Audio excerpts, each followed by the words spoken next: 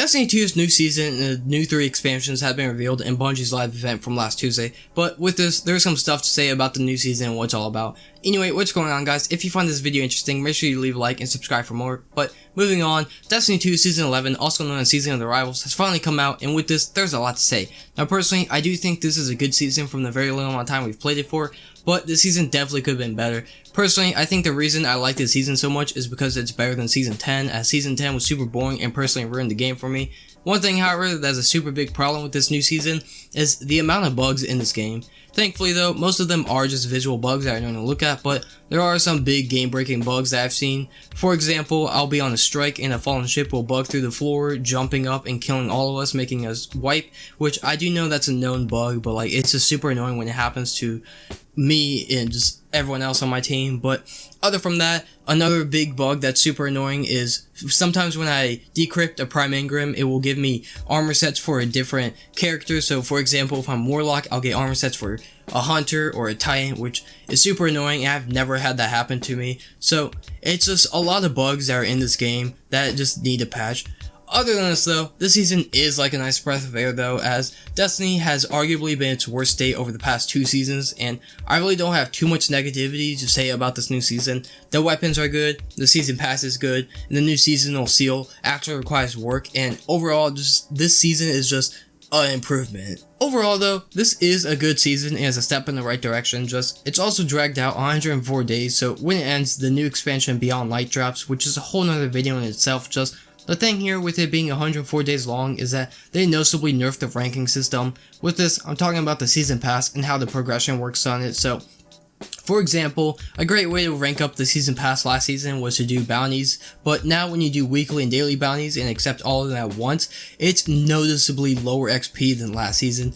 And this also makes sense because it's 104 days long and they need to keep you engaged that entire time, so it makes sense that they would nerf it so you're on the game longer and grinding that season pass out for that 104 days, so it makes sense. It's just kind of annoying since you just want to be able to do the season pass and be done with it. Moving on though, activity wise, this season brings a new dungeon called Prophecy. This dungeon is really fun actually. The only problem is that you need to be somewhere around like a 10:30 to actually be able to do it and enjoy it. But as a 10:07 and getting to do the first encounter, I can't say it was really fun jumping into something new and figuring out what to do.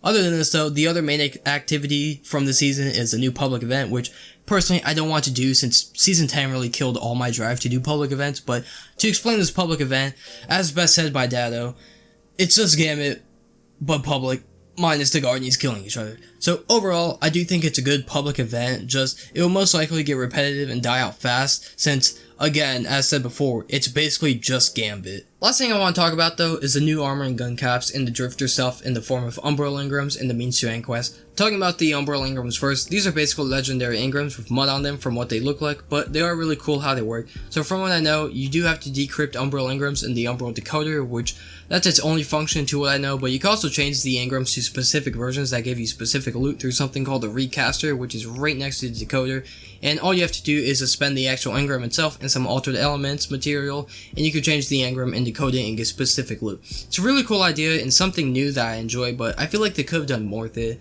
But moving on, however, there's this new weekly quest called the Means to End, which once completed you do get pinnacle gear, and it's something that is new and fun to do. Just the only thing is that there's a lot of steps to actually do it, and I feel like it'll get repetitive quick. Personally, I think they should have just made it one long quest and changed it up every week, and I feel like that would have just made it better and just more fun overall. But overall, this new quest, it's weekly and it does give you pinnacle gear and it's fun to do and something new, so I do think it's good. I just feel like they could have just improved more on it. One last thing though, new in this season, is the armor and weapon power getting capped. So to sum this up, anything you earn from season 1 through 8 will have a cap of 1060, which is this season's pinnacle gap, meaning RIP my recluse.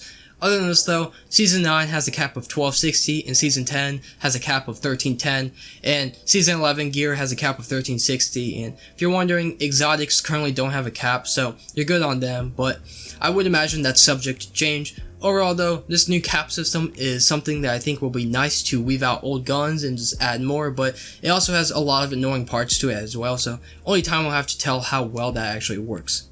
Other from that though, this season is looking up to be good, and Destiny now has my attention again with the new expansion and how the season is going to turn out, so hopefully they improve and bring this game back to the quality it should be, but yet again, only time will have to tell. Also, I do know there was a lot more stuff that was talked about in the live event for Bungie, but this will probably be a whole nother video in itself, so most likely you will see a video on that later, but other from that, make sure you follow me on Twitch as I'm on that affiliate grind currently, and make sure you follow me on Twitter for daily bangers, but until then, see ya.